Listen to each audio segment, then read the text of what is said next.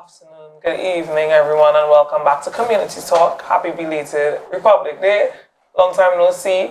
We're glad to be here back. I am your host, Jemima Joseph, and we are here today with Miss Carol Noel. Now, Miss Carol Noel is not, you'll probably know her face. I'm sure if you look, you'll see her and you know her. And she has many things to talk to us today about. Namely, Ms. Carol Noel, currently the Vice Coordinator of the Network of Rural Women Producers, Trinidad and Tobago, and she came here to speak about herself, her involvement in the organization, and everything we should know. Ms. Noel, how are you this morning? Well, I'm terrific, You're Jemima. terrific. I love to hear it. I'm really pleased that I am invited here to chat with you all and to let persons know what is taking place with not only us, but happening in Trinidad and Tobago. We do need to stay abreast of what's happening in Trinidad and Tobago. So, Ms. Noel, tell us everything that we need to know about this organization that you are involved in. All right. So today, members, I am here representing Network of Rural Women Producers of Trinidad and Tobago. We are a national umbrella body, and we operate in Trinidad and Tobago and out of Trinidad and Tobago. And I'm saying out of Trinidad and Tobago to be quite brief on one instant, because we are women. And because we are rural women, we have to represent all of us. So, we also are represented on an international scale too, through the United Nations. So the network was born out of issues affecting rural women, issues affecting women in Trinidad, as you will say, from the countryside, you know. And we felt that although some of them may not be in a position to raise their voice, we can assist. And in doing that assisting, there was a convention in Beijing in 1985, which some persons attended. And we were more enthused coming out of that convention to move ahead in Trinidad, to represent, to encourage, to support our women here. And some of those issues, we might look at it now and think that that was real, but it was. Could you give us some examples? So we have women who could not have owned land. We had women who could not have even opened a banking account. We had women who, because of where they live, they wasn't getting the type of representation. And I'm not talking about a local government or a member of parliament representation, but I mean a representation from the community in terms of their contribution to the growth and expansion of that community. The way they live family life. And that galvanized a whole set of different things. Because there was also other types of issues affecting women, not necessarily rural women, but all women. Issues of violence against women. Issues where women were denied holding certain responsibility and certain positions in the workplace. Women who were being affected and we pass it off, you know? Either she's too emotional or whatever it may be. There was mental health issue. There was the mortality issue in terms of child. So we had a real range of different issues. But the rural women were quite particular. They were specific in terms of some of their issues. Their issues stem directly to the family. Most of the times, they weren't able to get employment. So if they have to feed the family, or they have to assist with the finances in terms of carrying on the family, for the betterment of the family, of course, they will plant gardens.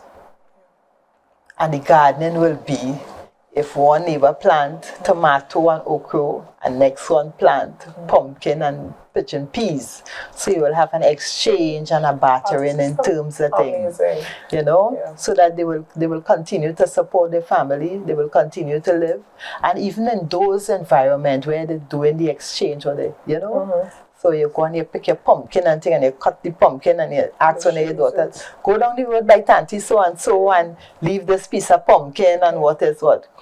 So you end up supporting one another's lives. And the family keep the concept of a village raising a child, because each one would have looked out for the other. So those are some of the issues from way back then. I know now we may think that those issues don't matter or don't exist, but they are very much existing. And because family structures have changed, and because the extended family have been separated, I agree. the necessary support is not there to cushion or to lend support to the issues. So the issues are more highlighted now. We still have women who are very much in need of the protection of the state. They are very much in need of organizations who could push for policies and programs that will enhance them, improve the skill, and generally raise their standard of living from where it is to where it could be. This is what your organization is helping cover. Network of Rural Women Producers. Yes. Would you say, I know you said we may look at the issues and think they're non-existent anymore. Because I guess the change from back then to now is definitely different, because we could open banks, we could vote, we could work basically for ourselves. So as you say that, is there anything that is you think is the most pressing? I know all of the issues are pressing. All of the issues are pressing. But like any of them you think we need to pay closer attention to, that our eye needs to be more focused on? I think that's your one. It is a big question. Kind of difficult for me to pinpoint. All right, what is the major thing that will affect us as women? Is something that is affecting the country, and that is the issue of crime and violence. Even in the United Nations, when we would have looked at 25th, they have designated the 25th of each month as Orange Day. And the original concept was that on that day, the groups, the communities will focus on violence against women. Bring it to the forefront. Don't keep it as a secret hidden, because then it stays there and it festers and it grows. But bring it to the forefront, not for people's information, but for the information that you could get and the resources that you could think about to put in place for you to minimize or reduce that issue. But over the years, we have seen that the violence is not only against women, it's against children, regardless of gender. It's against men too, you know? So on the 25th of each month, UN has designated, we at Network of Rural Women Producers, we ask our members, organizations, to do something to mark. We in Princeton did... This year, we had one of our Orange Day at the Princeton Market car park. There's a car park just past the market, and it was really good. But one of the things that we do, because violence is not only physical, it's mental and emotional and financial and all of those sets. It's really a holistic kind of thing when we talk about violence. So we gather information. We are not there to lecture or anything there like that. We want to pass on information that will enrich somebody's life, or let somebody know that there is somewhere that they can go to for assistance. So that is what we bring to the community on the 25th of each month. Did you, where do they go to? You said this is in Princeton. You have a specific location or a number or anything you could tell us? All right, so our group meet every third Saturday at the Princeton Roman Catholic Church. What time? 2 p.m. Okay. So you give out a number for them to call, or come to there and then you'll get more information? They could call us, and my number is 683-4254. Okay, good. Just noting that for now, in case they didn't want to go all the way to the end to hear all of the information, but you repeat it anyway. Thank you very much. So this 25th coming up, you all know what you're going to do again for the month, remember? November is our next month, because October month is a bumper month for Network of Rural Women Producers, where we are looking at the 17 days of activism under the United Nations. And perhaps we'll talk about that a little later, because I want to zero in on a couple activities. But yeah, October is it's a very hectic month in any year for us. Each month we have different activities, but for October, because it have International Rural Women's Day, Poverty Eradication Day, and so forth, all of those fall in a particular period.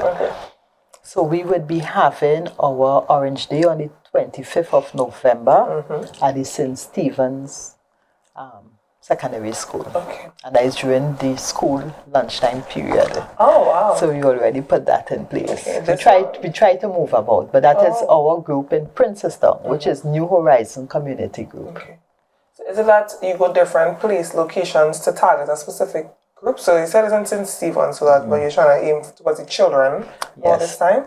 Yes. Okay. So they will get the opportunity to get the different resources and stuff. Yes. So different groups under the network will visit different areas. They will do different activities. Remember, we looking to target persons to give them information. So regardless of where, if it's the marketplace, the church, the community, the schools, we just look for the avenues where we can pass on the information, because we feel that some persons need to have the information.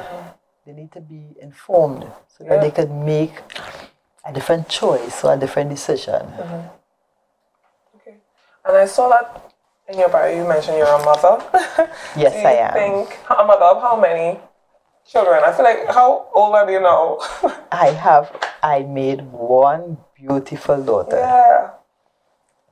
And she's really lovely. Okay, that's good. Yeah. Do you think with her in your life that you were propelled to do this work even more aggressively, for lack of a better word? I don't know why I use aggressive. Use a different word. Not really. I had the zeal long before I got Shanaz. Actually, it started from when I was a child at home. Our parents encouraged us to do gardening and things. And it was a community where it was living, you know. Each one would always assist one another. So if somebody fence falling down, or the yard, the step or whatever it is, you'll find everybody pull up and come together to give assistance. So you had that kind of community spirit. So I grew up in that kind of environment, always looking to learn and assist one another. And it just moved on from out of the home to the community. And of course, most community have groups. In areas where they may not have groups, you look at forming a group, because there are issues, and each community is so different. We may have common issues in all of the communities, but some communities have a little more specific in one area or the next. That's true. And then we'll be coming back to expound on that. We're coming back after the break to speak more on the 17 days of many activities. Thank you for paying attention. Don't leave. We'll be back. Welcome to another edition of Saturday Sports on NCBNTT television. We are on every Saturday evening at 8 p.m. where we talk sports.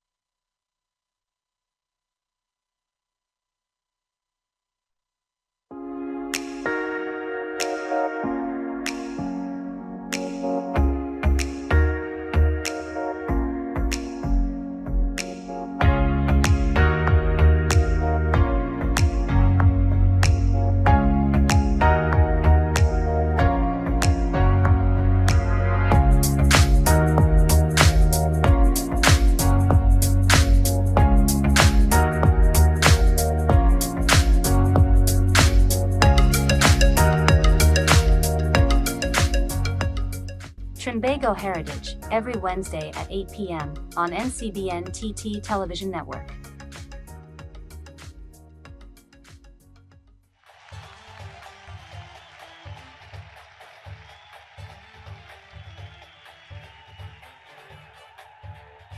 I'm Steve David, and I'm your host. Today I talk football as usual, and I have with me Linda Bramble, welcome to the segment. Michael Ragnar, welcome to the set. Joseph George Jefferson, George Anthony Clark, welcome to the set. That's Dwight Delion. The president of the SSFL, Marie Gonzalez. Marie, welcome to the set. Leroy Delion, welcome to the set, Leroy. Thank you very much. Thank you for tuning in every Tuesday night, and NCBNTT, thanks for the opportunity.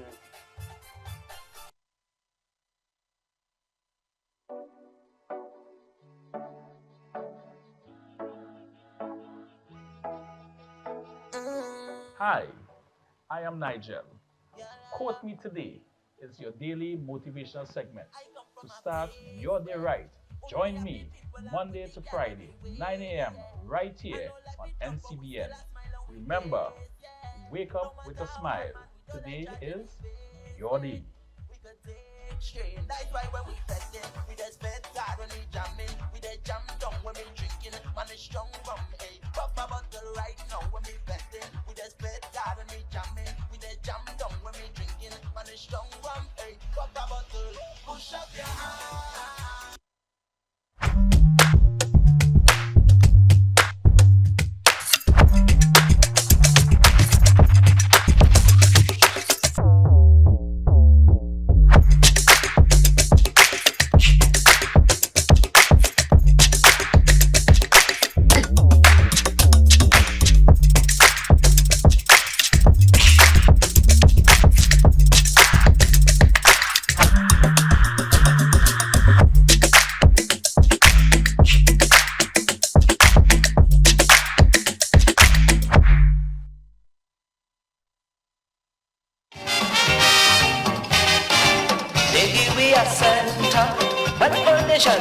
Brother, before you could say Raja, but look deep with the furniture, and still hear me complaining. There's no chance for sitting. Everybody giving comment and discussing the government. But it's we who throw rubbish on the street. It's we who does litter up we beach. It's we who does the garbage bin to put drinks to go. Do these things. It's we who does cause we only some friends. It's we who does fuss and complain. But I say it is we to blame.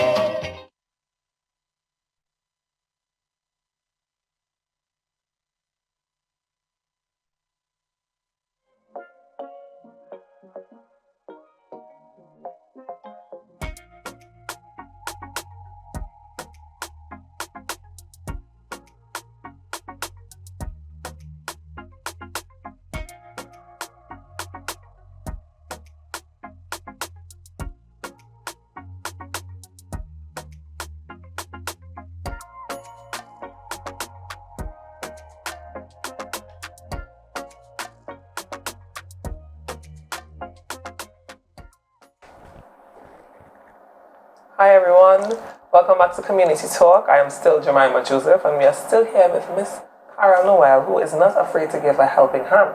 And with that being said, there's 17 days of things you can also contribute to and give a helping hand in. And Miss Carol is going to tell us more about this under the network of rural women producers Trinidad and Tobago, the 17 days of activism. So Ms. Noel, go ahead and expound. She's very excited to talk about this, which I think is good. So you can go and tell us everything we as expect and how we can also help out with such events. Thank you very much, my dear. Well, first and foremost, we are getting a big boost out of this interview here right now. Good.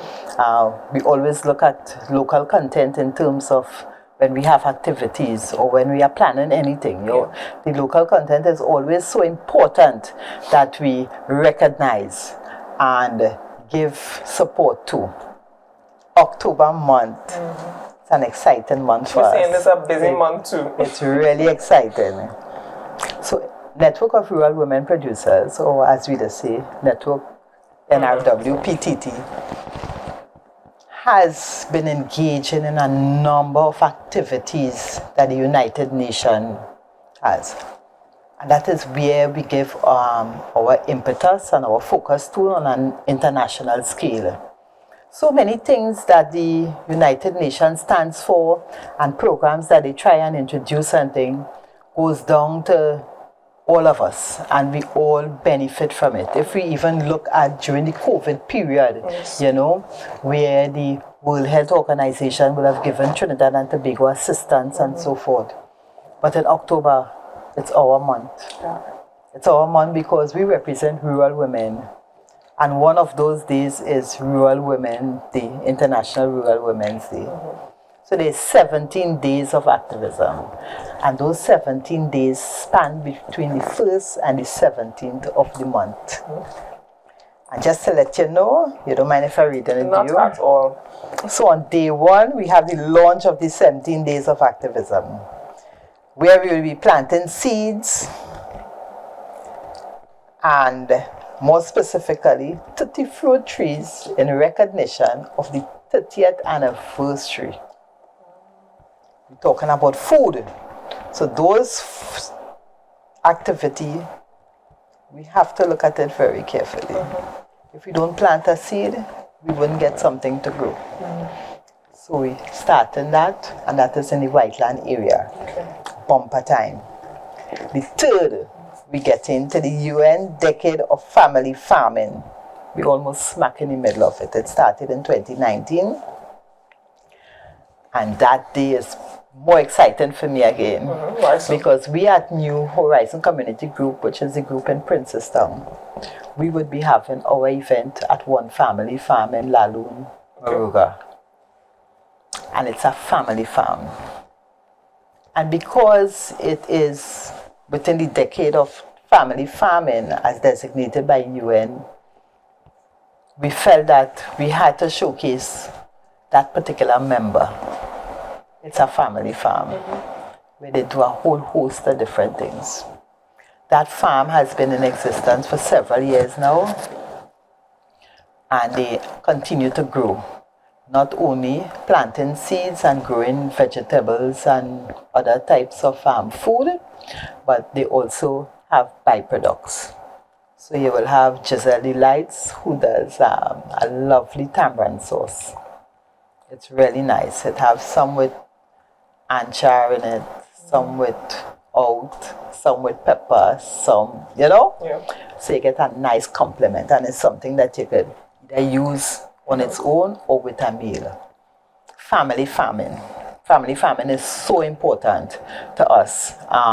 We would have looked at it in years gone by and say, oh, you know, you have a little kitchen garden. But we have noticed on the wider scale how family farming has contributed to the food basket. And not only to the food basket, it also contributes to reducing destruction of the environment, which is very important. It also contributes to putting back in the soil, so that we take things out of the soil, we don't ever put back. And if we look at putting back, we run to the easy step, which is fertilizers and chemicals. We don't look normally at the compost and those type of things, or the natural type of manure. So you have like your cow droppings and those type, chicken droppings and those type of things. So family farming. We took it a little bit extra because it was family farming. And we looked at the life of our women. And we say, you know, not just the family. Most of us work or might have worked. And something we always say, when you're working, you just be more at work than you're at home. Unfortunately. So on the workplace, there is a work family. And on the 16th, we would be engaging with the San Fernando City Corporation under His Worship the Mayor for their family farming. So that's the workplace family farming, which would be done both at the Carib Street location and where the admin building is. Okay. But I want to come back to Laloon, one family farm. It's in a lush area. The trees, the ambience, you could get the difference in the smell of the air up there, you know. And that farm have been engaging in a number of issues. They have been very supportive in terms of when there are national consultations and we need to make input, we use the resource that they will have. Because they have the natural experience. They would have gone through certain things and they could tell you what are some of the changes, what would be beneficial to the country and what would be harmful to the country.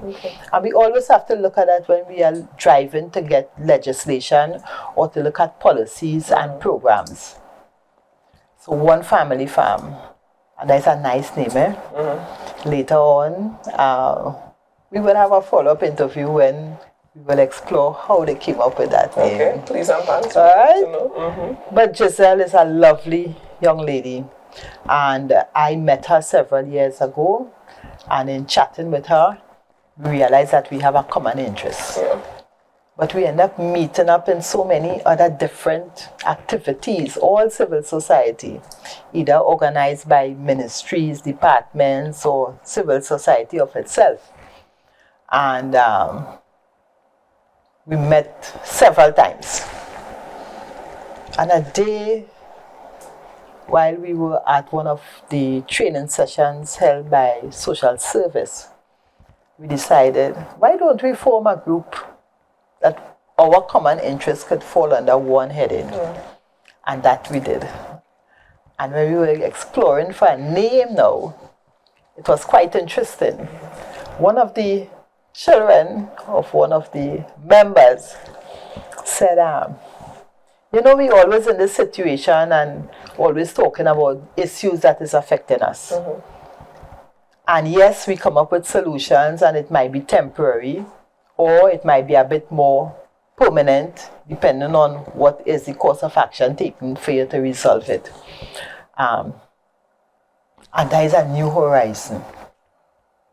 Let us point people to the way that they can move from where they are to a new horizon. Either in gaining more skills, having self-development programs, getting information, moving out of situations that is destructive to them, their family and their community, so they can move on. So that's how we came up with New Horizon, and we put the community group because we wanted to emphasize that it is not some individuals, it is a community effort. It's really nice. So on, nice name. So on the third, we're going up to Laloon at One Family Farm. It's a full day event. Because again, we look at family farming in its context and how we also see it. We came up with a lovely concept. At least we think it's lovely and we are hoping that it will come off lovely too. So the first activity on that day is to have the preschoolers. So there's kids campus, and that is run by Miss Angeline John, and she have consented. So we have any preschoolers doing planting. Oh, cute. So they will be planting in tire gardens. So we'll put down the tire with the various and they will be planting on that morning. When we are finished with that, we are going across to where the younger adults or the later teenagers would have planted. We planted it about a month or so ago. And they planted scythe and pak choy. I can't remember what was the other thing again. But we went up, we had a full day and they planted stuff. The idea is to reap this stuff on the morning. Of course, we will have interaction and interviews and conversations with them and how they look at it, how they felt being involved in the exercise and so forth. Because although they started with the planting, remember during that period and until they reap it, they have to maintain it. Yeah. So they will look at watering it and making sure weeds don't overtake it and things like that. Okay. we finish with that part now, we're going across to some demonstrations. Although it is an agricultural area, there's also a fishing village close by. So we'll be using old people's skill of corning or salting fish. So we're having demonstration on how to salt fish. Preserving it without having to. That's how it's preserved stuff, salting fish. Yeah. So you put in the salt, and as I say, we're having that demonstration. Those of us my age and a little older would have experienced it even in our homes, you know? You would get the fish, or you buy the fish and thing it, and it hang up over the stove or whatever it is have you. We'll also be having demonstration on how to use root crop, so let us say cassava, to make flour. Yes, love that. Or sweet potato to make flour. It's just like grinding us up on. Well, there is that process. It's not just. I feel like I have to come because I need to right. not to learn. So we haven't there with that. But before we have the demonstrations, we have our breakfast. Yeah, food. And the breakfast will be corn fish, or what we just call saltfish, and bake. So we'll be having cassava bake, pumpkin bake, to name 2 of the bakes. That's all I know. Because it always have coconut bakes. Yes, so it's we'll true. be having that, and we'll be having local teas, fever grass and those type of things.